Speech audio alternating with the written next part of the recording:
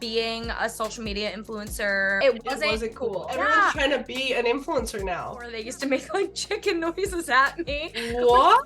I literally don't care. Like, I'm just like doing what I love. I'm not bothering anybody. If they don't love you or whatever. Like, I literally felt like I was like grieving like somebody. Well, like I could talk about this stuff for like hours. I have so many opinions on it.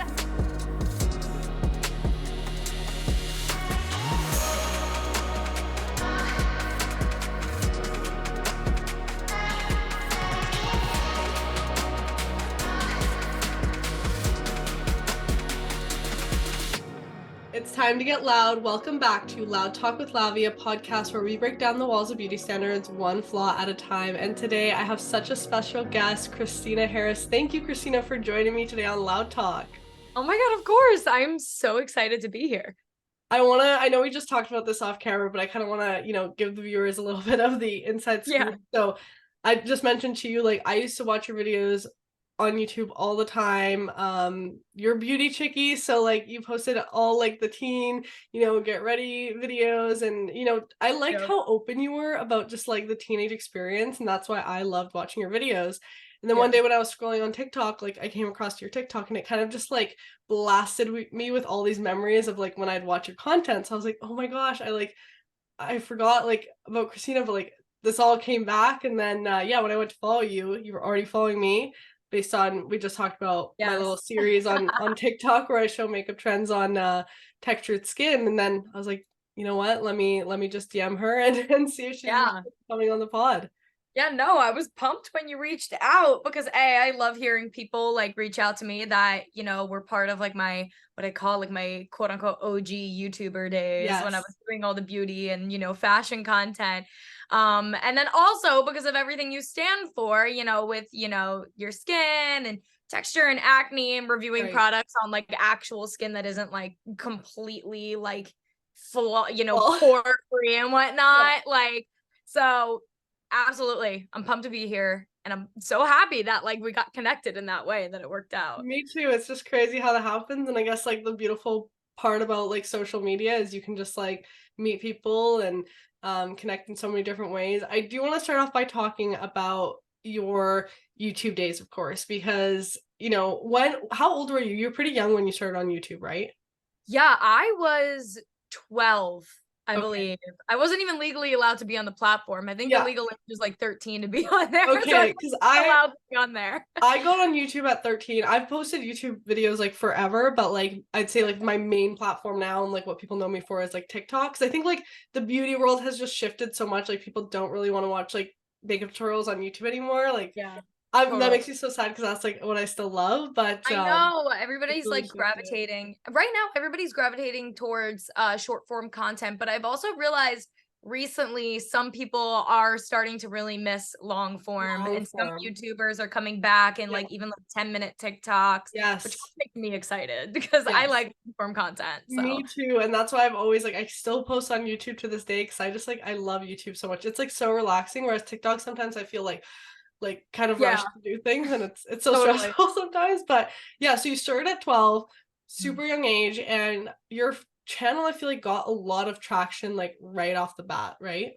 It got a lot of traction.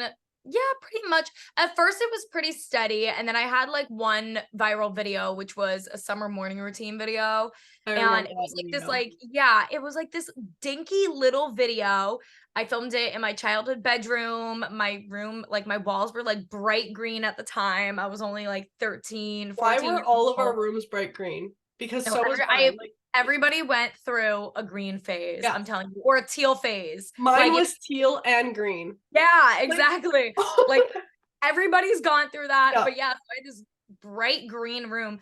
But it was like a 3-minute, one of those like old school, like really sped up morning routines where like you don't even talk, you just like put audio over it. And for some reason it just like blew up. And then from there, everything was pretty like gradual in terms of like fast growth, but also like pretty like steady at the same time. But that video now has like, I don't know the exact number of views on it, but it's like over 100 million. It's like, I don't know why. I like it just has 100 million views. It's ridiculous. But that was kind of like how I grew on there. Right. It was you know, not as like fast as like a lot of TikTokers are now, but gradual, which I'm pretty like grateful for. I'm glad that that's like the way in which my come up was. Right. I do want to talk about, you know, the whole difference between like TikTokers and YouTubers, because I see it so much. And like I feel like as a YouTuber, like because that growth is a little more like steady, you kind of learn to like appreciate like your followers. You kind of get to know people more because you see the same people like commenting and stuff. Yeah, for sure. But I think with TikTok, like because so many people just like gain that traction right away, like it doesn't even like it just happens overnight, and then you can just like kind of take it for granted. Not everyone, but like I've noticed like the huge difference, I think, between like people who have a YouTube background and a TikTok background. Oh, I've realized it 100%, especially, you know, coming from the YouTube background and like, you know, that's why I like say like I'm happy with like the growth that I got, that it was like it felt very gradual and not just like an overnight like stardom like a lot of like, you know, younger TikTokers have. And also people like on TikTok and like those sorts of platforms are blowing up younger and younger and younger. Yes. Too. So it's like, I mean, I look back at it and I'm like, I guess I was like kind of young, but I didn't have like overnight stardom, you know, at, you know, 13, 14 years old. It's like such a different dynamic. And I think there's like pros to it. Obviously, a lot of people got, you know, some really incredible success and really great people that deserve the recognition. And then there's obviously with that, you're gonna have the people that blow up for the wrong reasons that maybe shouldn't have that recognition. And then also it kind of depends on how the person handles it. You know, like some people, you know, they blow up, they get that little bit of fame and they start, you know, they start going crazy and they have all this money all of a sudden and they lose, you know, like their authenticity, like, which is what blew them up in the first place. And then some people stay the same, which is great. So I don't know, the space right now, in my opinion, the social media space with TikTok and YouTube and everything is in like a really weird area right now. We're in this really weird area of social media, in my opinion, especially the way that especially in the way that right now we do quantity over quality, where that was the case like, you know, 5-6 years ago. I don't know. Like I said, though, I think we're going back to long form content. I also think we're going to start reverting to quality again. But yeah, I could talk about this stuff for like hours. I have so many opinions on it. Me too. Literally me too. So obviously, you know, you started off like at a young age on YouTube, and I know my personal experience with like dealing with people who, you know, made fun of me at school or whatever for like putting my videos out there. I want to talk to you about like your experience with that. Oh my God. Yeah. I had some real ruthless bullying in high school over it. Because when I started YouTube, it was at a time where being a social media influencer or like a YouTuber was not this like socially acceptable thing. It was like cool. Weirdo. It wasn't cool. Whereas it was like now everyone's like, that's so cool. Everyone's trying to be an influencer now. Yeah, I forget what college it was, but there was some college that did a study. I remember reading about it like 2-3 years ago, where they asked a bunch of like middle schoolers like what they wanted to do when they grew up, and like 80% of them answered influencer, which I was like, that is absolutely insane, because when I was in school, that was not the case. You were the weirdo. Yes, it was like, no, it's baffles my mind. Like, you know, how everything's changed. But so started when I was in middle school, and nobody really knew about my channel until late middle school, early high school. And then once I started growing on YouTube, that definitely came with, you know, its fair share of bullying, especially like I've always been pretty much an open book, like since the day I was born. Like even like on like YouTube and stuff, I've always been an open book. And whatnot. So I remember like I believe it was my freshman year of high school, I posted a YouTube video talking about like the different types of underwear that you could buy that like looks good under different garments. I made another video talking about like periods and bras. It was like a girl talk series. Yeah, I remember that series. I remember all 3 of those videos. Yeah, exactly. And like obviously like the people online ate it up, but you know, because no one talked about it. Nobody online would talk about that stuff, and I think that's what like grew your platform and made so many people feel connected to you, because you just talked about like real experiences as a girl, as a teenager, that like you couldn't really find resources to online, and like not everyone wants to talk to like their parents, or like not everyone has like an older sister they can just go to. So I think you played that role for a lot of people, but I can imagine the bullying that came with that. It was definitely like the majority of the comments were people being like, this feels like I'm talking like, you know, on like a video chat with an older sister, and that made me so happy. But definitely came with its fair share of bullying. I like, obviously the name, looking back at it, I really laugh at it now, and even like my friends poke fun at me now, but it's like because they like support me and love me so much, and we're so like over that and everything. Like when I was in high school, because of the Beauty Chickee name, they used to call me Beauty Chicken, or they just used to call me Chicken, or they used to make like chicken noises at me. What? So fun. Well, no, I find it hilarious now. Like I look back, I laugh and whatnot. But at the time, obviously, it really got under my skin. Absolutely. And also the interesting thing too, that like when I tell people about my bullying is, for whatever reason, when I was in high school, majority of my bullying came from boys, which was kind of weird because I thought maybe it'd be a lot of the girls, but there was a lot of boys that just kind of like ganged up on me. There was a few girls in the mix too that would like, you know, like I'm sure you've heard that like phrase on TikTok that's going around right now that's like, oh, like the campus celebrity that like doesn't actually know that they're like celebrity. It's like a random person on your college campus that everybody just like is like, this is like a celebrity, they take photos of, which is like me, that like triggers something in me, because people would take photos of me just like in the hallway just doing like whatever, and post them on like, you know, their private Instagrams, and like make fun of me. And it even got like pretty like bad at a point where like people would like throw things at my house and like set like little like firework things off outside my house. Like we had to like contact like my neighborhood like watch basically, and like have them like watch out for things. There was a guy that was like harassing me in the hallway. I got a few people like accidentally suspended because they were making fun of me in the hallway, bullying me in the hallway, and the teachers saw it, and they were like, write it up. And I was like, whatever. I definitely like grew a pair though when I got to like junior year, senior year, because also it's like people were still making fun of me, but also at this point I actually started like really progressing in my like YouTube career, and I was making like a pretty like penny off of it too. And people knew that they were still making fun of me, but even though they were making fun of me, my comeback was always just like, I literally don't care. Like, I'm just like doing what I love. I'm not bothering anybody. I'm making money off of it, which for my age at the time was like not normal. So that was that. But my number one thing was like right after I graduated high school, like, you know, with all the bullying stuff, I was like, I need to get out of my hometown.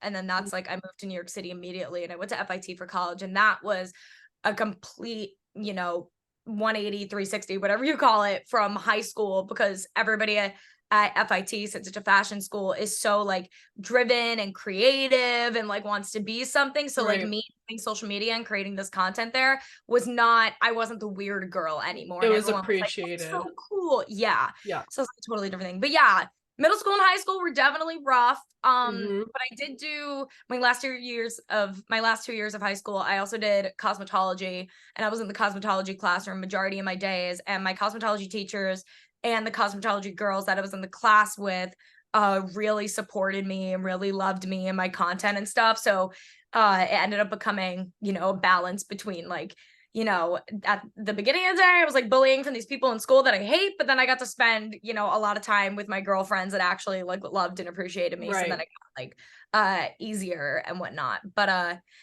was definitely the weird YouTube girl for a while.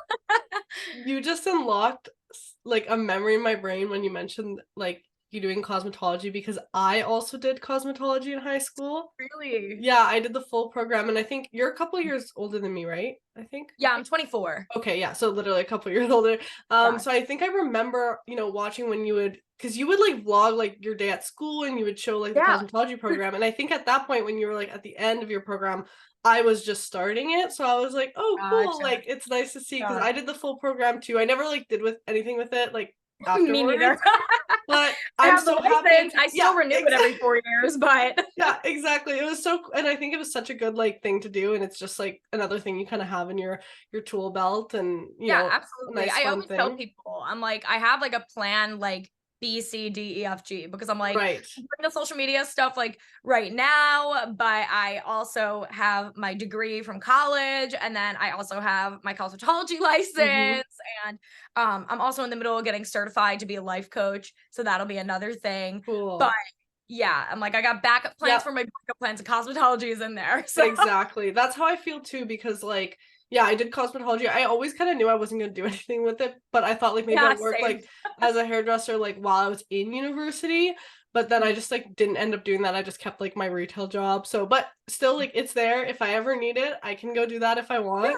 Same with like exactly. the degrees I'm taking now. People are like, "Well, if your social media is doing so good, like why don't you drop out?" And I'm like, "Huh? Like I need to Yeah, finish yeah. this, because like I think and hearing you say that too, I really appreciate because I think a lot of people get in this a little bit of like delulu land with social media and it's like it's Yeah. not permanent. Like this could be gone tomorrow. Like things move Oh my so God. fast. You can be like the most like hyped person in the world and then everybody forgets about you. So like you need Yeah. to have other things going. Oh, absolutely. Like when I went to FIT, I didn't do the 4-year program. I did the 2-year program, got my associates there, and then was offered to do the 4-year program. I originally took it, but then I decided I was gonna like chill for a while and just Hmm. do social media. But I was like, I'm gonna get the degree no matter what. So at Yeah, least I have that degree like under my belt. But also, yeah, exactly. I'm a big believer in like you don't have to go to college, but you got to have a backup plan when you're doing social media because it is Yes. very temporary. It is not forever. Like that was, that's something that I discuss like so much. I also like dated this guy who was in an even more temporary position. I dated this guy a while ago that was in a boy band, and we talked about this all the time because I was like, your job is so temporary. My job is so temporary. Like Like, what are we we doing? the backup plan. Yeah. Yeah, but I always tell people like, I don't regret anything I did because I, left college. I got my associates, and then I left college to pursue my social media stuff, and during that time I achieved a ton, which I'm very happy about, and very blessed to have done on social media. Mhm. But it was almost like I was pursuing so much at that time, saving up a lot for like, the day that it dies out, and Yes, yes. and all that stuff. So yeah, the social media stuff, it's great, but yeah, I think a lot of I agree with you where a lot of people do get a little lost in it and they tend to think it's forever, and then They're like, that's I've why made it, that's it. Like yeah, I need to sit exactly. You back and hear so many people relax. thinking, yeah, that like the job is going to be forever, and then like a lot of them end up developing really bad spending habits, especially the ones that blow up very young. They Yeah. blow up very young, and then they develop bad spending habits because they're are in the mindset of this will last Yeah. forever. And they're not used to that type of income coming in, so I Totally. totally get how like that can happen. Um, Yeah, absolutely. so yeah, it's a very interesting world, and I think I love your perspective on it. You're like very much a realist when it comes to that. Yeah. And I always tell people, like if you're doing great on social media, that's awesome, but like be working on something, in the background. And when people ask me like, why do you post on all platforms? I'm like, because like TikTok literally could be gone tomorrow. Like that, how Yeah. many Oh times my has god. that almost happened? So it's like Yeah. you need to have other platforms, like other Oh yeah. businesses you're working on, just like 100%. You need to like redistribute your content to yeah, every platform that you can. I talk about this with my manager all the time. If you're gonna upload a TikTok video, you better upload it to Instagram, you better upload it to mhm, shorts, like you gotta like upload it to like every, Facebook, like get yep, it out of all the ones, even like the newer platforms, like what's the new one? Threads. yeah, Post it threads. there. Like just get Just it get it out. out. Yeah, I No reason that agree. you shouldn't be like cross distributing this stuff. Absolutely. And also like I think, looking for other streams of income, and making sure because if one falls, at least you have the others to fall back on because social Yeah, media is for so sure. like, you know, not consistent at all. So I think it's really important or like starting a business or like using that following to like fuel something else that you're passionate about, I think is really important. But I Yeah. did want to ask you, like you talked about all these, bullies that you had and how you kind of developed a thick skin. Was there ever a point in this journey that you were like that, those hate comments got to you and you were like almost on the verge of like quitting YouTube? If I'm gonna be so honest with you, no, because I just like they definitely got to me, and I've had some breakdowns, and Mm-hmm. like in high school, like I went to my parents multiple times, like begging them to let me do online school. Mm-hmm. But the thought of quitting social media never crossed my mind, only because like I was just so passionate about it.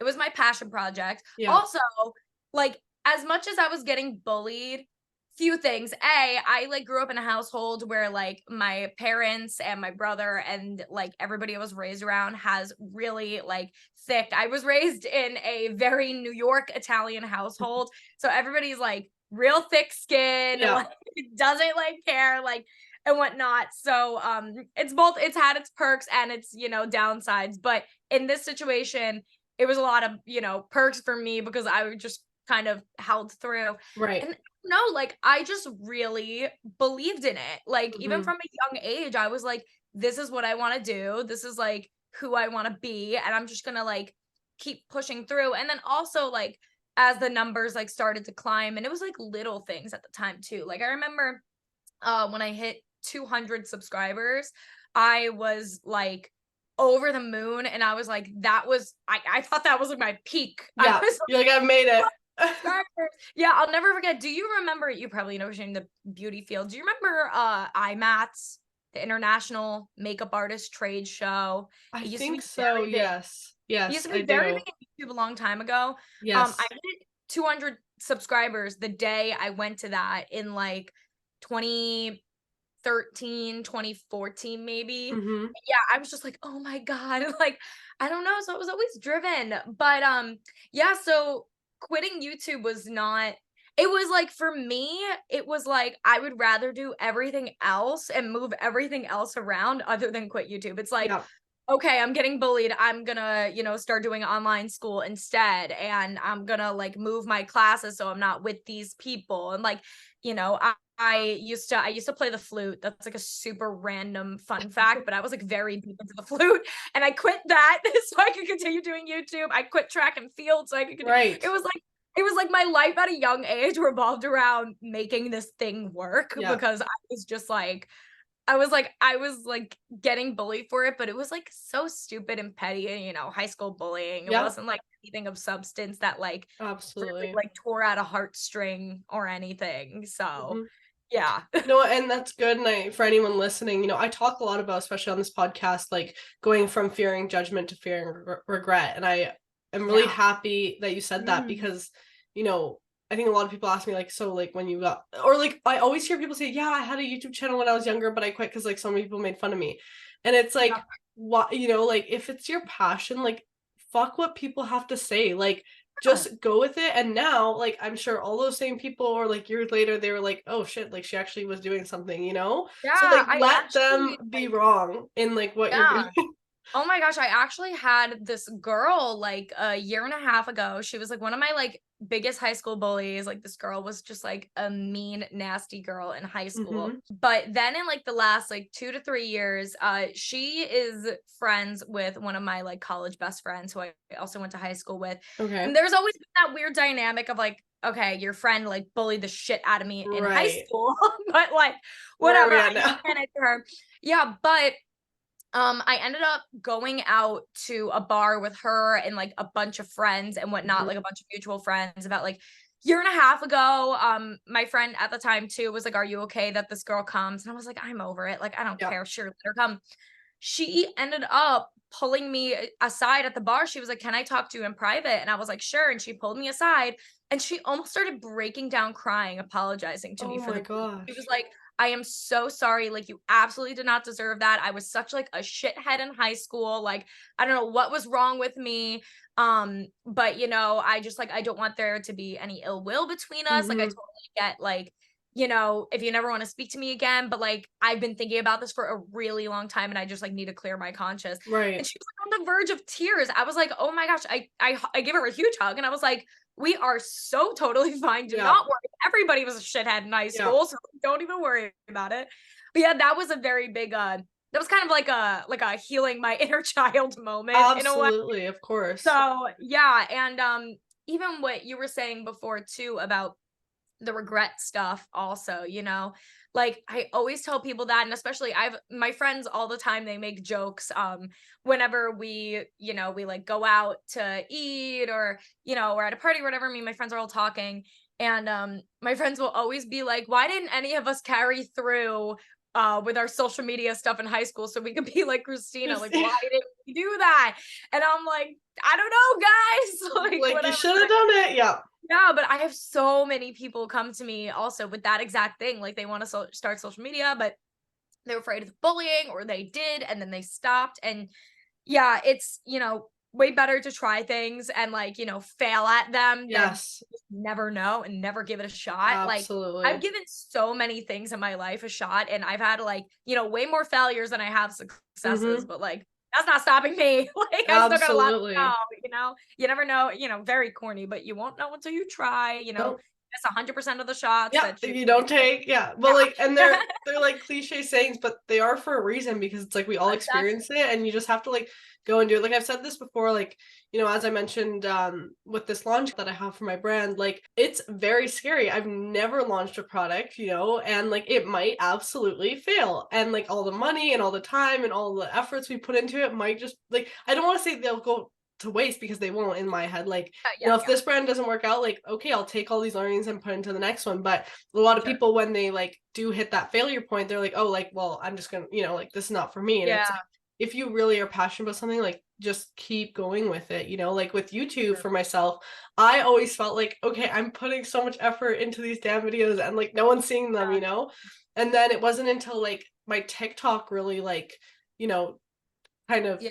took traction, that a lot of those people now are following me on YouTube, and that's like, now my YouTube has more eyes on it. So, I always obviously had this passion for content creating and the beauty space, and like, maybe just it wasn't my time with my YouTube channel, but I'm happy that I stayed consistent with all these Yeah. years, because then I wouldn't have probably started TikTok if I didn't already have like Yeah, YouTube channel, absolutely. With that, So you like, grow. Yeah, you grow, and like you expand onto other platforms, yeah, and those help you grow other platforms. And then also in general, the consistency is always key with growing a social media presence in general, whether you want it on one absolutely. platform or many, but Yes. Yes. I do want to, something that came to mind right now, that I don't think I've ever talked about this, but like, uh, how there's this whole thing, like, with, actually, I don't even know if this relates, but like the whole Roman Empire thing. Yes. Okay, so I feel like my Roman Empire thing is like, when you think of like these people who just blew up on TikTok, like Charlie D'Amelio, Addison Rae, like these big people, Yeah. I always think about like, and maybe, I don't know, we'll give it the name like the Charlie D'Amelio effect. Like, before TikTok, like, she did not know that like, after posting her first couple TikToks, that she would reach like this amount of like fame and success. Like, Yeah. the month before TikTok came out, and she, like, she had no idea, this wasn't in her plan. Like, she just like loved to dance Yeah. and posted her passion. So it's like, Yeah. that right there is like such a clear example of like, just like put what you love out there, and like, you never know, like, Oh, it might not work, but like, if you're thinking that you're not successful right now, like, maybe your TikTok app isn't even out there yet, and might be in a yeah. couple years. So like, who knows? Yeah, you know what? I was just talking, weirdly enough, I was just talking about that last night with my girlfriends because we No were talking way. about Alex Earl. And we Okay, were talking yes. about, yeah, because she, like, her episode with Call Her Daddy just like came out, and she Yes. started her own podcast and stuff. But yeah, we were just talking about this because I was like, yeah, I was like, girl was just like sitting in her bedroom. She's in college. She's like this like college party girl, and she was filming these little get ready with me, is just talking about the random little Yep. things throughout the day. And then just out of nowhere, people really took a liking to her, and she blew Mhm. up. I was like, she didn't know that was gonna happen. That wasn't like No. the goal. I'm sure that wasn't the goal. Maybe it was, but like I don't Yeah, know. Like, exactly. I So think even like Monet, like, she really blew up on TikTok, but I actually didn't know this at first. And now, like, watching her videos, I'm like, I should have known, because the vibe was there. She yeah. was like on YouTube. She was a YouTuber before, but like, Wait, who? Monet. Do you watch her? Oh, yes. Yes, Oh yes, my yes. gosh. You know what? That would make sense if she was on YouTube before, because I recognize her face. Don't know where from Yeah, though. but I feel like, like, more people know her for TikTok. And I think that's happened with a Yeah. lot of people, right? So it's like, you don't even know when your version of TikTok's gonna come out, and when that, like, even if you don't want to be a content creator, whatever it is, like your time to like shine is going to come. Like it might be now, it might be later, like you never know. You just have to like keep doing you, and like the opportunities will come. Kind of shifting from that though, like let's talk about, like, you don't post on YouTube the way that you used to, you know. Yeah. And I kind of want to talk about like that shift, you know, because what kind of like, you know, made you decide to do that? Because you obviously had been doing YouTube for like what, like almost a decade? Yeah, that's honestly like kind of the reason why in itself. Okay. I was doing YouTube for literally, you hit it right on the head, a decade. And so I started to like kind of fall off of YouTube, like within like posting and just like not getting the same like, pizzazz and like excitement with posting when I was in college. Okay. But you got to think like I was like uploading like, 2 years of middle school, 4 years of high school, all the way into college. And I was still like happy doing it in college. But I think by like my second year of college, that was in like 2018-ish, is when I just wasn't really feeling too passionate about it anymore. Okay. And it was just because I had been doing it my whole life. And also at that time, like I moved to New York City, I was going to college, I was doing so many other things that YouTube just kind of was like a little bit more of a burden. So it turned from me, uploading content, being happy about it, to uploading content because I like just had to get something up that week, to me like just absolutely dreading uploading. And then it even turned into a point where I was only uploading to get a sponsor done. And that's like so not like me. Like I would never, do that. Like I don't like that. And that's why like I haven't really worked with, too many like different sponsors over the years. I've stayed pretty consistent with the people I work with because I just don't want it to seem, inauthentic. That's a different story. But but it got to the point where I was literally only uploading a video to get a sponsor done. And it was a very obvious sponsored video. And then I just go MIA for another 4 months before another sponsored video would come out. It's like, it just didn't feel right. And also, one of the things too is I use like a daily planner and like, weekly and daily planner where I write all my things down that like I need to do and get done and all that stuff. And every single week I would write down like film this YouTube video, edit this YouTube video, and upload it by this day. And every single week I would miss it. And just seeing it in my calendar as like missed, like as, oh, I didn't get that done, would make me feel like such like shit. Like I would just like, I hate looking at my calendar and seeing that like I missed getting things done. Some stuff it's like whatever, but it was like week after week after week, I would like, okay, I'm gonna upload a YouTube video this week. And then I just wouldn't. And then it was ridiculous. And then I started seeing my life coach, and she was the one that was like, you keep putting it in your calendar, promising yourself you're gonna do it. Then when you don't do it, you feel really shitty. What if you just fully remove it from your calendar? Just, you have so many other things. Do your other things, pursue your other things, focus on something else. And for a while it was like a guilt. I was like, I don't want to do that because like I have so many people that like I don't want to disappoint like on YouTube. But also, as much as I am a people pleaser, I also started to recognize like I need to do my own self-care, and this is part of my self-care. It's like, not everything is forever, and I have other platforms and there's other things I want to pursue, such as, podcasting. So then eventually I ended up kind of making the decision. I never like announced that I was like stopping YouTube. I kind of just like stopped uploading, but started uploading a lot more on other platforms. And I had like places where people could transition to get my content still, just not on YouTube. So that was kind of how I made that shift. And then my channel sat pretty dormant for like 2 years, like wasn't really uploading much on there. Like I said, once in a blue moon, like a video would go up. But then when I did a different podcast before my current podcast, but with this current one, because my channel was sitting so dormant and we've been doing everything we can to, grow Gin and Toxic, my manager was like, honestly, like you have this wonderful channel with this engagement, fans that love and know you, and it has like a huge following. if you're not going to upload anything onto it, then maybe you should change the name of the channel from Chickee to Gin and Toxic and upload your podcast stuff on there. So that way, the people that were Beauty Chickee fans will start to see your new stuff, and that way they can kind of like transition.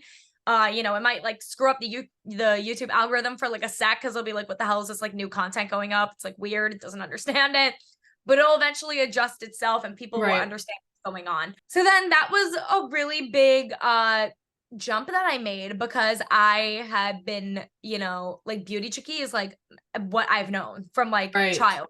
I actually have a video on my laptop. I literally recorded myself when I was emailing back and forth with like my team and with YouTube to do the channel change and everything, because I had them do it for me. So we had a old YouTube channel that was Gin and Toxic. It only had like 4,000 subscribers on it or something. So essentially what we wanted to do was take all the assets of Gin and Toxic and put them on the Beauty Chickee channel that has like, you know, 700K, and take the Beauty Chickee name and put it on this smaller channel. So I still have the name and I still have a place that I can upload when I want to. That's like a niche amount of fans. So we were doing the switch over, and I literally started recording myself on photo booth, because I'm like in the middle of emailing YouTube and I'm also like sobbing my eyes out because it felt like the end of an era for me. Which is like, it was, I mean, looking back at it, I was so dramatic about it, because like I could easily hit them up and be like, hey, switch it back. Like I didn't like delete the videos. I just privated them for a while. But yeah, it was a really big move, but I'm really happy that we ended up doing it, because it did end up like doubling our podcasting views, which was great. And then people did start to pick up on being like, wait, this is Christina. I used to know Beauty Chickee. And I'm like, yeah, because you were subscribed to Beauty Chickee, and this is Beauty Chickee. Like, you know? So it was a really big kind of scary transition for me in a way, because I've just, you know, been known as Beauty Chickee, and I outgrew it, and, you know, I'm making a name for myself as just Christina Harris, and, you know, with Gin and Toxic. So yeah, and then also with that too, I privated, like I said, I privated all the old Beauty Chickee videos, but then over the past, because this change was made in January of this year, and obviously it's September now, and over the past few months, though, I've had people constantly reaching out to me on Instagram, Twitter, TikTok, being like, where are your old videos? They were my comfort videos. Why would you get rid of them? What happened? Blah, blah, blah. All of this stuff. So then just a few weeks ago, I was out in LA with my co-host, and we were just like having dinner one night. We were talking, and I told her, I was like, listen, there's like this huge demand for the old Beauty Chickee videos. What are your thoughts on me not fully publishing them again, like not putting them on public, but putting them on unlisted, so they won't just show up in the channel, but putting them into one big like Beauty Chickee vault playlist on the Gin and Toxic channel, so people could still like go and watch view it. them. So it won't like come up in like the search bar, but if people really wanted to watch the old videos that were like old fans, they could still easily find them. They would know where to go. And obviously Lily, my co-host, she is like the most supportive person on the planet. And she also was a big YouTube girly growing up. She loved watching, you know, the YouTubers and, you know, Bethany Moda, Michelle Phan, all those people. So she immediately was like, oh my God, you should have done this, you know, when we made the channel change, like absolutely. So I did that. And then when I did that, that made a lot of people happy. So I'm really glad they're back up. So yeah, it was kind of, I even started rewatching the old videos when I was putting them back up on the channel. And I was like, wow, I get how these are people's comfort videos. I get it now. It was like a thing that like I didn't get for the longest time, but I got it. But yeah, no, so that was the whole story of moving out of YouTube into everything else. So, yeah. I mean, I imagine that must have been really hard. I actually lost my channel, got hacked at one point, and luckily like YouTube was able to get everything back. I remember that day was like I literally felt like I was like grieving like somebody. Like it was that like I was bawling my eyes out that whole day, because I'm like, this is like 700 videos that like gone, you know, like I'm like, I don't even care about like the followers, I just want these videos, you know, because like that's like literally me growing up. So luckily like they were able to save everything and we got the channel back, but that was like scary. So I couldn't even imagine like having to say goodbye to it and almost knowing, but I love the idea of like kind of a Beauty Chickee vault, and I'm sure your followers will really like that. So you know, you had the YouTube channel, and then I remember correct me if I'm wrong, but you started your own company, right? Like a management company? Yes. Oh, yes. West 27. So Mhm. yeah, like I said, I've done like a few different random things over the years. Where did the name, okay, wait, I didn't ask you this at start. Where did Beauty Chickee come from? And then where did West 27 come from? Oh my God. Okay, everybody always asks me where Beauty Chickee came from, and I literally don't even have an answer. Like it Okay. just did. It just Like came. I Okay. just I was sitting there like on YouTube. I remember at first I typed in Beauty Chickee with a Y at like instead of the double E, and I was like, that doesn't look right. And then I put the double E and it said it was available. And I was like, like, You're I like that. don't have some like beautiful origin story. Like I Right. really wish I did. No, but I love that. That's like almost better. Yeah, no, because so many people ask me that, especially because like, so many like beauty gurus and stuff during my time. It was like they always had like a number after their name. I was like Yeah. one of the lucky ones that could just have like the name The itself. name. Yeah. Um, but yeah, no. And then West 27 was because 27 is my lucky number. Consider it my angel number. My like house growing up was number 27. The first street I lived on in New York City was West 27th Street. Oh, cool. There it has a lot of significance, the number to me. It's just like popped up in like times that I've needed it and whatever. Mhm.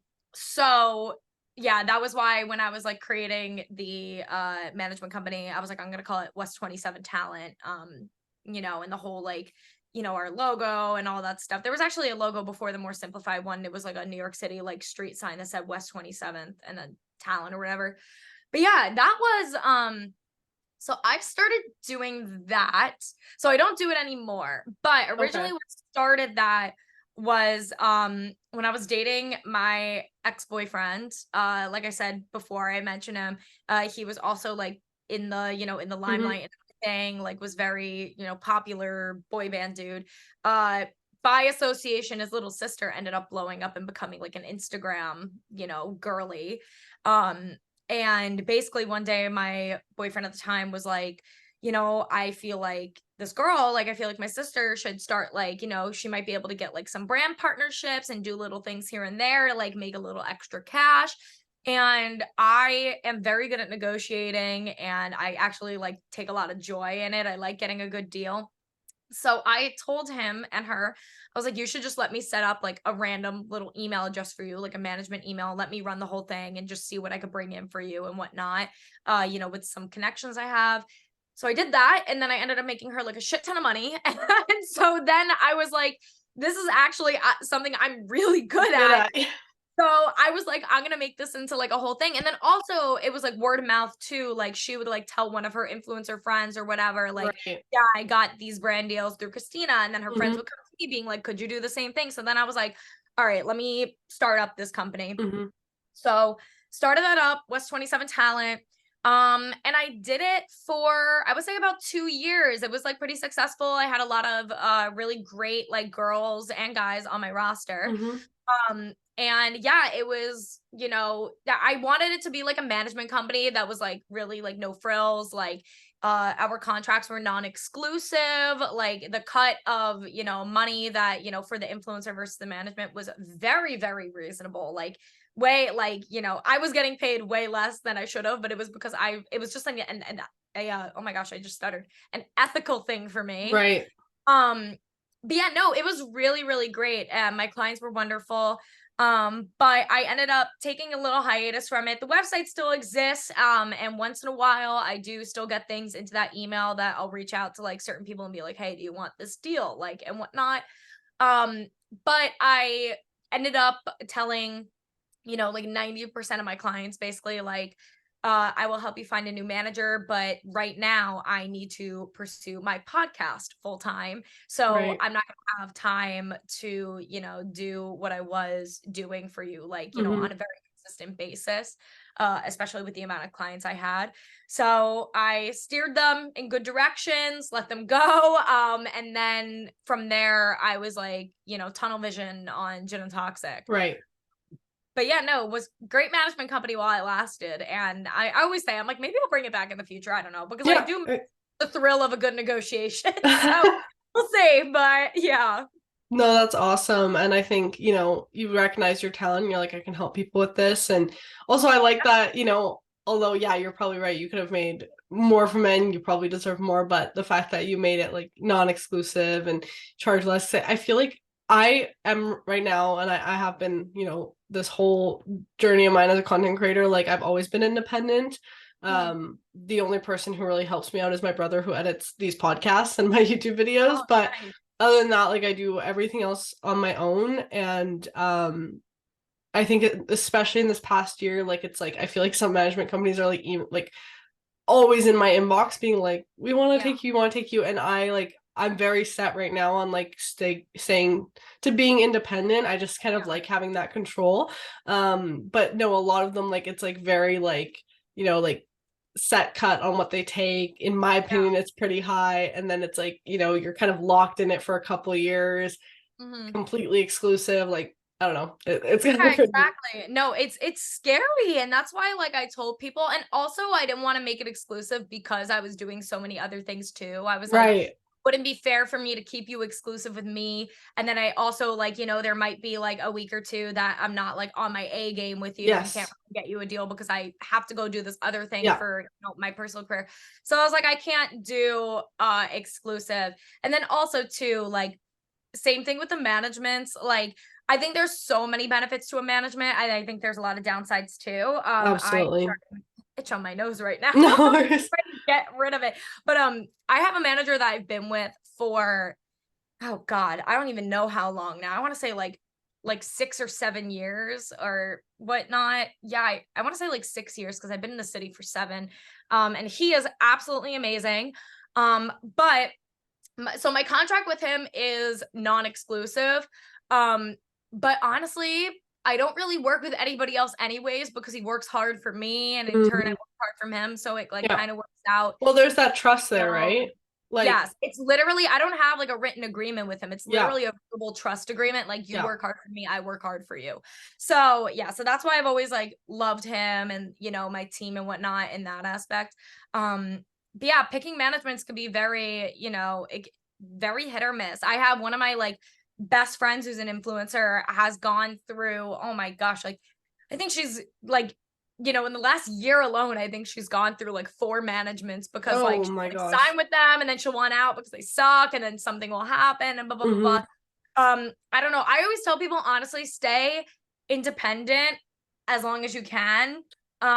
You don't like I feel like a lot of people like when they start growing even a little bit on social media, they like right away are like, "Oh my God, do I need to be represented?" Well, No, also because like don't do these it. companies reach out, you know, so when they reach out, you're Yeah. like, oh shoot, like I guess I do need management. And like every time Yeah. I like talk to other influencers, I feel like I'm the only one in the room that's still independent. And like right now, I wouldn't have it any other way. I love being in control. And since I've been growing like my social media, like from 13 years old, like it's been like 10 years now, it would be really hard for me to like give up that much control, at least in the way that a lot of these agencies are set up. I'm like, there's no way, you know, like for me, the day that, you know, I would get a manager, it would be kind of more similar to your situation where it's like a little more personal relationship in the sense that like it's more of an agreement between like me as a creator and that manager. It's not like through like a whole conglomerate company. Yeah, So I don't know, like I'm just at a point, yeah, where I'm not looking yeah, for you really don't need representation. to. Obviously, like when the time comes, you'll do your research and you Yes. need to be very, you know, knowledgeable about all of that anyways. But yeah, no, I always tell people stay independent for as long as you can, or, you know, just really do your research before signing into these companies and ask around, like ask other influencers that are signed with them, like Yeah. they're complete What's your transparent experience? Yeah, talks. Yeah. And here's the thing, like absolutely. honestly, with every management and stuff, there's gonna be great things and there's gonna be shitty things, but you know, that's where like your own intuition and what you personally need comes into play. Yes, So yeah. absolutely. So then you transition to podcasting, right? So how Yes. long have you been doing Gin and Toxic for?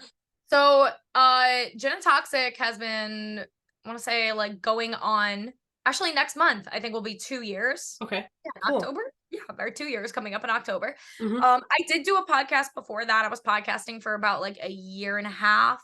Okay. Um, but it was a, oh my gosh, I think, sorry, it was just like a gigantic fly just went like directly into my window and I saw it, like, I think it like flew into my window, like died and then rolled down Oh, my windows. The fuck?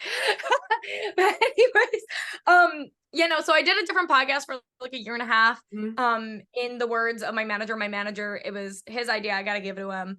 Because he made a joke of me one time and he's like, if you're not doing YouTube, he's like, you should totally look into podcasting because you do not shut the fuck up. And I Yeah. was like, so fair. So fair. Literally why I also started podcasting. Yeah. And I don't want to like, I just want to say this and then I'll let you say Oh no, your you're whole good. story. But literally like the name Loud Talk, like my boyfriend came up with the name because I was really like, what should I name it? Like, I don't know. And Yeah. he's like, well, just maybe call it Loud Talk because like you're loud and you talk a lot. And he's like, but no, seriously, like it would be a good name. And I'm like, no, I Yeah. actually love the name because like it kind of geared into like the whole theme of it and everything. But it was just kind of funny because yeah, Yeah. I could literally sit here, even if I don't have a guest on, just talking to myself about random stuff I'm passionate about for Yeah, hours. no, So exactly. And that's literally what my last podcast was. It was a okay. solo show. It was just me Hmm. talking about random shit. But so I launched that show though at a time where I don't know why this dude keeps getting brought up, but it like totally correlates. This one guy that I dated a long time ago. But because of the circumstances of his job, he had to kind of look like single and available. So because our jobs were like kind of like this, like I was in the public eye, he was in the public eye. Yeah. We weren't really allowed to talk about our relationship. And the reason why it correlates to my podcast is because I started this podcast. It was called the Really Bitchy Podcast. Hmm. Because I wanted to be able to just like talk about everything and anything. I wanted to talk about dating and sex and relationships and like all that stuff. But I started it and then I wasn't even able to talk about my own experience. I was like under this Got like it. umbrella of like being like I had to like keep my mouth shut for the sake of Mm. my boyfriend's career at the time. And I Um think in theory, like that was a great transition from like Beauty Chickee to this podcast because like your audience obviously grows up with you, right? So like yeah. it was another like the next step for you to just like be real about your experience, as a young adult with your audience. So I think that in theory, Yeah. like the transition was great, but yeah, I imagine it'd be tough if it's like, okay, well, everything I want to talk about, I can't even talk about. Yeah, exactly. It was like I want to talk about all these things, but I can't talk about all these Mhm. things. So it was really difficult. But I ended up launching the I launched the podcast like a week or two before we broke up. And then The once we broke original up, podcast. the original podcast, Okay. yes. Once we broke up though, I still was not allowed to talk about dating and relationships and stuff because it was a weird like circumstance where we waited a very long time to tell people that we were broken up. We waited almost a year to tell people that we were officially broken up. Wow. Because we didn't want to jump the gun. Hmm. And also, there were like a lot of factors because he was in a boy band. A lot of his fans were like these younger girls that like really grew a very strong attachment to him and his band members. And they saw like any girl that they were affiliated with like red in their eyes. Yeah, like a So threat. yeah, like a threat. So the way that we announced the breakup had to be very tasteful in the way Mhm. that like we needed people to make sure that they knew that like we don't have any ill intention with each other. Nobody like did anything like wrong to each other. He did some wrong stuff, but that's a different story. I talked about that on my podcast, but he honestly, it was like a stupid little cheating scandal, but he, in my opinion, is actually a very great guy, very lovely man.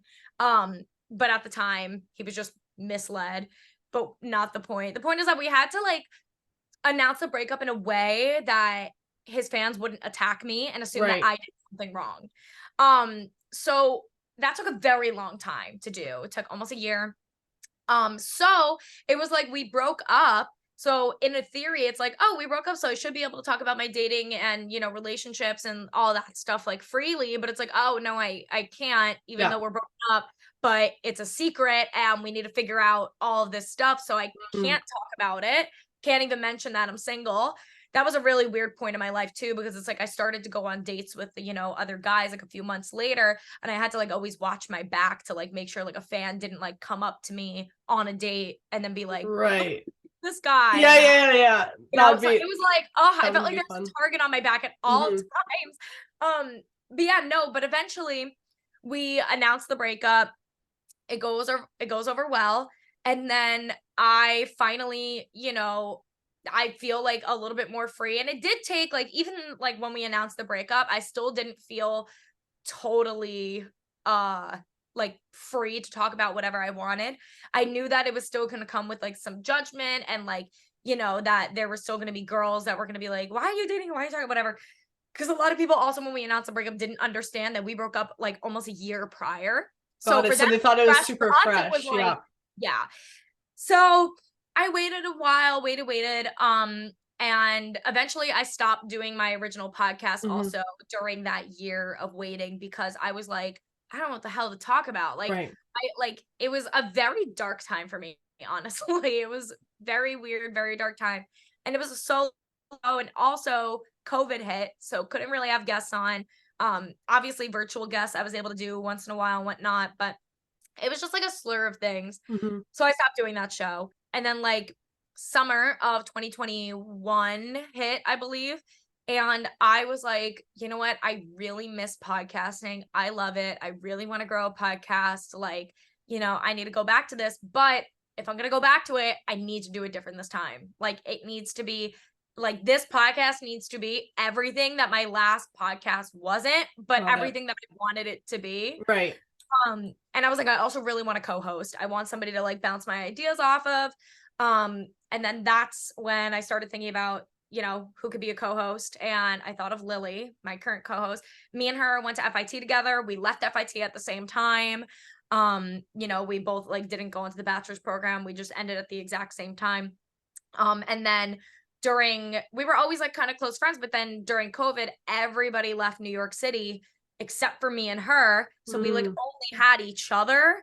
So then me and her ended up growing like very close and realized we were more alike than what meets the eye. And, you know, when I was thinking about, I want to have this like crazy, raunchy, like open podcast, who's willing to post this on the internet with me? Right. I was like, it's her. Like, it's got to be her. And she had never podcasted a day in her life, like whatever. Like, she was just like not in that space. But she immediately said yes. She was like, I don't know what the fuck I'm doing, but yes, let's do it 100%. So then we ended up, we like spent like a few months. We were thinking of the name. Gin and Toxic came to me. I was in like the middle of like the Amish country in Pennsylvania with my dad at a bar, and I was sipping on a gin and tonic. And it just like came to me. I was like, Gin and Toxic. I was like, this is it. And then I texted her and we were like, yeah, like it's good, but like, let's sleep on it for like a few days. And then like 24 hours later, we were like, this is the name. Like, it feels right. So so then we did like our promo things, and and then we started the show, and it's been really great, smooth sailing since. Like I said, Lily had never podcasted a day in her life. But the contrast between when we first started the show, she was honestly like great on the mic from the beginning. But you could definitely, if you listen from the beginning of her show to what it is now, you could absolutely tell that she like really came out of her shell like over, you know, the last year. And I'm so proud of her for it. Like, she's done like so great. And, you know, Gin and Toxic is like our little baby, and love it. And it gave me the opportunity to finally start talking about everything that I've wanted to talk about, my dating life and my dating experiences, talk about, you know, the taboo topics of, you know, sex and, you know, like all of those things that I wasn't able to talk about before. Like, you know, I'm a grown woman now, and those are the things I want to talk about. Those are the things that affect me in my everyday life now, you know? And especially in New York City, like the dating pool here sucks, but there's a huge dating pool here of some very interesting men. So I'm like, I want to be able to go on dates and talk about it and, you know, give advice. So that was basically how Gin and Toxic got started. And is that like your main focus now? Yes. So I have two focuses now. So one, my number one will always be Gin and Toxic. That's like the number one focus. But I think I mentioned this to you like right before we started recording, but I decided to go back to school to get my life coaching certification. Yes. So I'm currently doing that, and I will be done with the certification in March, I believe. So by summer of 2024, I'm going to launch my coaching program before that. But by summer of 2024, I should have my full life coaching business out there. So I don't really have a name for it yet. I think it's probably just gonna be like Christina Harris coaching or something. But that was something I got into because I've been with a life coach for 3 years. And I've always kind of had like a niche for it. And then with Gin and Toxic and the advice that I give and the talking and this, it just came very naturally to me. And then I started doing some research into getting a dating and relationship like coaching certification just for those, because it's something that I'm really good at. I have plenty of experience in. Um, but then as I was doing research on that, I was kind of always like redirected to just get my life coaching certification, but then make my niche, whatever you call it, in dating and relationships. Cool. So yeah, so that's kind of the two passion projects at the moment. And they kind of go hand in hand too, Yes, because they obviously do. everything I learned from my coaching, I get to share on the show. And Yeah. eventually I want to start making more TikToks and Instagram reels talking about dating and relationships and giving like actual genuine advice, because I feel like 90% of the dating advice on TikTok right now is absolute bullshit, and it drives me fucking insane. So I'm like, I want to be the one I feel like I could talk about that in itself, and you know, kind of shifting to the whole dating conversation. Obviously you had a very public relationship, and obviously that affected, you know, like even when you guys broke up, as you said, like it took a year to kind of announce that. Has that kind of shifted how you kind of take relationships on, like from there on out? Like, are you as public with your relationships? Um, yes and no. It depends. You know what? Like after that relationship, it took me a while to get back to like what normal dating was, because it was like, so the guy that I dated after him, you know, I went on like dates whatever, but I dated two guys in like actual relationships since him. And the first guy, who is wonderful guy, whoever ends up marrying him is a lucky girl. We just broke up because of differences in what we want in life and location. But we're still really great friends. And when I was dating him, it was like as if I had to like learn to like be in a relationship again, that like I don't know, like I had this like idea that like if I ever posted my significant other, I would get ridiculed immediately, because that's what it was like for 4 years. So I was like, but I was dating this guy. It was just like a normal ass dude. Like, I'm not gonna get ridiculed for posting my boyfriend online, but for some reason, that was a really big thing. So like if he went to go, you know, post a photo with me in it, or, you know, if his family members wanted to post a photo of me and him, I would get like the worst anxiety over it, because it was like, it was almost like engraved like into my brain, like drilled into my brain, like posting with significant other is bad in any capacity. So I kept him private for a very long time. And then it was kind of funny. I ended up announcing that we were dating. And then once I made like my hard launch post, we broke up like 1 month after that. And I was like, LOL, like, of course. Kidding. Like, yeah. But he taught me so much in relationships that I will forever be grateful for. Like, to like speak up on certain things. And like, it was just so weird because like I said, it's like I had the weirdest dating experience for 4 years, and I had to like relearn how to date as like, you know, a grown woman. So it was really weird situation. Um, but then after him too, you know, I was single for a while, and then most recently I got out of a relationship in June, early June, and that was a shit show, and that taught me a lot about relationships. This guy was a complete and utter narcissist, like manipulator, like the worst relationship I had ever been in my life, and I didn't even know it at the time. And then at the end, you know, my eyes started opening up, and I was like, holy shit. But then that relationship, even too, like he was a piece of shit, but taught me so much in the sense of, you know, things that I will go for and I won't, and red flags to look out for, and all of that stuff. I've had just some weird ass dating experiences, but yeah, because of that very first relationship, it took a while for me to like relearn how to date and like be okay with like, you know, posting. And so my last boyfriend, back to the actual point of the question, my last boyfriend, I never posted him. But honestly, I never posted him because I it's gonna sound like so shitty, but like I knew something was off the whole time. I knew something was off, and I was lying to myself the entire fucking time. So I never actually posted him. The boyfriend before that, like I said, I like hard launched him, and then we broke up. So it was like whatever. But me and Lily, we do talk about the guys that we date and our boyfriends and stuff on the show. But everybody has a nickname. We never use real names. So like Lily's current boyfriend, his nickname on the show was Work Bay, which we've slipped his name a few times only because they've been dating for a while now, so it's like whatever. Yeah. But I'm definitely like cautious in the way with posting where I'll take a little bit like it's weird because it's like I will openly talk about everything with my relationship from the very first date to like when we're in a full-fledged relationship on the show, but under an alias. Mhm. Um, and then after a while, if I'm like, all right, this guy's good, We're then I'll good. post Yeah. it. But my ideology with all that though is that I always want to come across as like the absolute most authentic person that I can. And especially, there's so many girls my age and younger that listen to Gin and Toxic Mhm.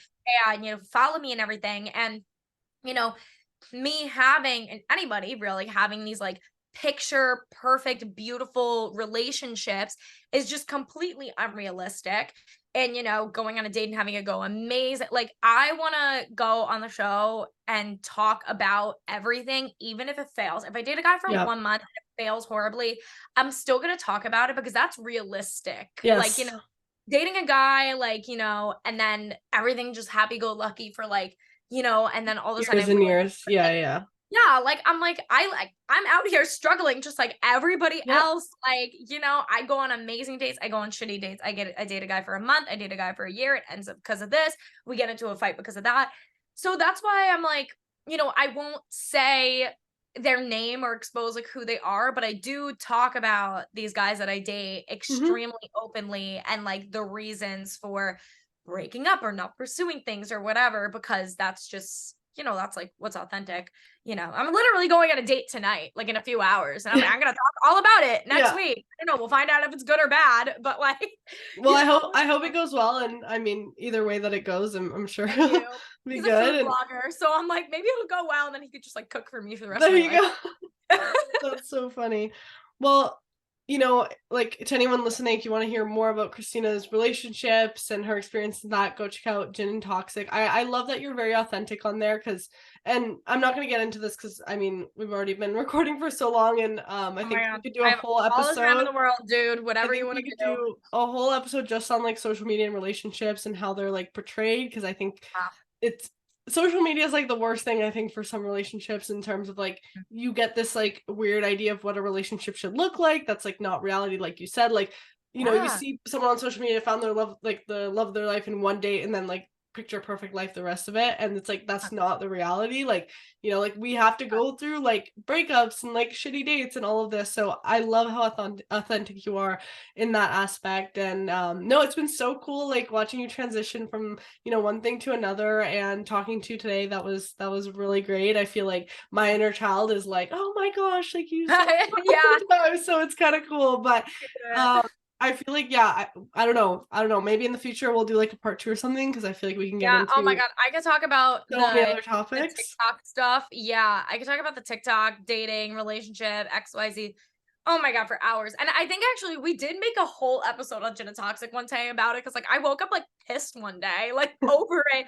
Like, because my thing with that, just like the little blurb to throw in, and then maybe we'll talk about it in another episode. But my thing is like, the dating advice, like, for single people is unrealistic in general. But then I care a lot about the people that are already in relationships, and Mhm. then people going on TikTok being like, if your significant other doesn't do Doesn't do this for this, you, then it means this. they don't And love it's you or like, whatever, and it's like so dumb yeah, because it just everyone's like so it different. creates like, yeah, it creates like such like tension and like this weird like way of thinking in like Like complete healthy comparison. Yeah. relationships. Like, Yeah. oh my god, I could go on about it I for think we need hours. to do, yeah, I think we'll need to do a part 2 here for Yeah, sure. totally. But And you could come on Gin and Toxic anytime too and talk about everything. I would love to come on Gin Toxic. We can definitely talk about that. But thank you so much for coming on Loud Talk. I'm so excited to Yeah. hopefully talk to you again in the future, either on Loud Talk or Gin Toxic. It was so nice connecting with you, and thank you for Yeah. coming on. To anyone listening, you can go find Christina. I'll have all her socials down below on the YouTube, as well as the Gin Toxic podcast. And if if you are watching on YouTube, make sure to give this video a thumbs up, comment down below what you want to see next on Loud Talk.